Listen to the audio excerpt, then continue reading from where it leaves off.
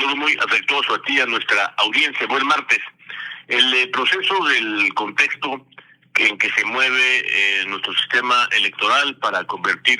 después de las elecciones, esos votos en cargos públicos, atraviesa, me parece, por una severísima crisis, porque está de por medio precisamente la salud de ese sistema de partidos. Ya hablamos respecto de la postura del partido dominante, que vamos de camino, otra vez de regreso, hacia ese mismo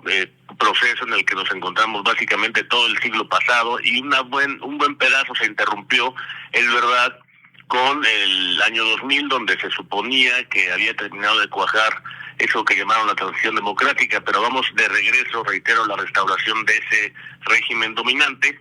y la oposición, pues, dicho lo menos, da la impresión que se ha desinflado en el camino, básicamente no de los 25 años, pero sí por lo menos de los últimos 10 años,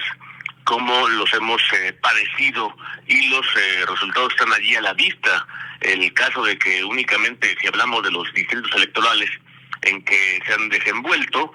el que, por ejemplo, el año 24, los partidos que más ganaron hayan sido únicamente el PAN, y que únicamente registraron la victoria en 42 distritos. El resto del partido dominante habla justamente de esa crisis muy severa, en donde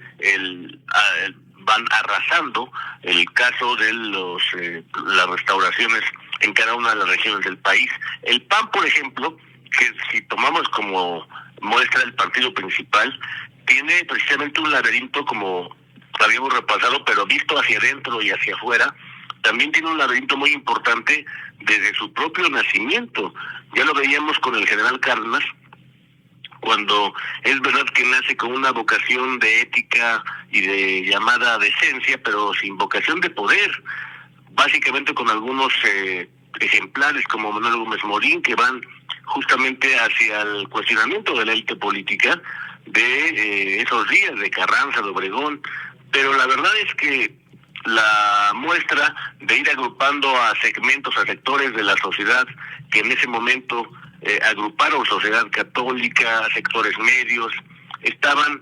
abogando por la estabilidad política al ir acompañando al régimen del PRI en cada una de las elecciones, lo mismo presidenciales que regionales, pero se trató básicamente de una estabilidad política, me parece, simulada.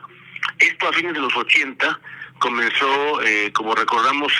a erosionarse la fuerza del régimen dominante, su partido, el oficial, y entonces allí en los procesos de los municipios y de las entidades del país se convirtieron en asuntos muy interesantes para la vida pública y sus elecciones. Cuando llega el año 89, por ejemplo, en el que se reconoce por vez primera la victoria de un opositor, de Ernesto Rufo Appel, en la victoria del caso de Baja California, por ejemplo. En el año 2000, como dijimos, acaba de cuajar ese proceso que llamamos la transición democrática mexicana, pero por desgracia se trató de una victoria con un acompañante que fue de coyuntura, dado que Fox marcó precisamente desde el punto de inicio hasta el final cómo se ha cumplido ese aforismo de Luis Héctor Álvarez, uno de sus fundadores, o por lo menos de la parte más equivalente a la fuerza contemporánea del PAN, donde añadía él que si no nos había derrotado la derrota, que no nos derrote la victoria. Y eso básicamente pasó con Fox cuando vimos el desarrollo de ese bochornoso proceso que llamaron la pareja presidencial. Y qué decir también el caso del presidente Calderón, cuando sus más severos críticos hablan el arrase que tuvo el estado de Michoacán desde entonces, por lo menos para decirlo rápido, cuando,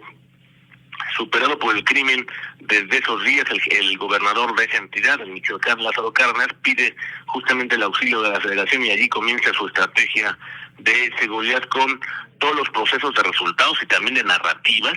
que hasta hoy padece desde el punto de vista electoral, por lo menos ese mismo partido, el PAN.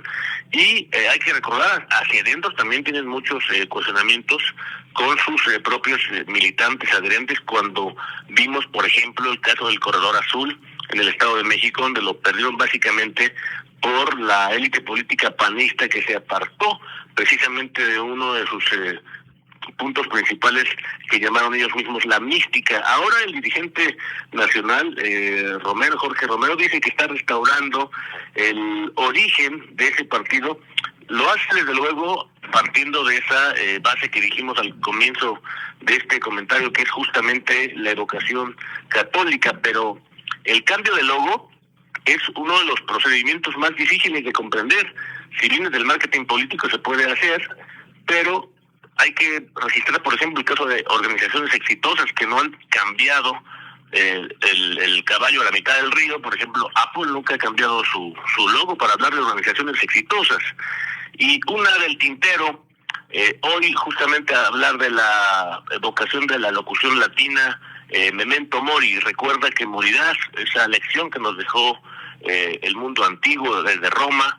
para recordarnos precisamente las lecciones que tenemos que atravesar por ese proceso que llamamos nuestra vida, en donde recuerda que morir significa básicamente todo lo que hiciste es tu historia, lo que falta por hacer es tu oportunidad,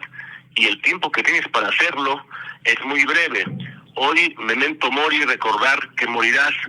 una manera de evocar la memoria de Juan Salgado Brito, Teodoro.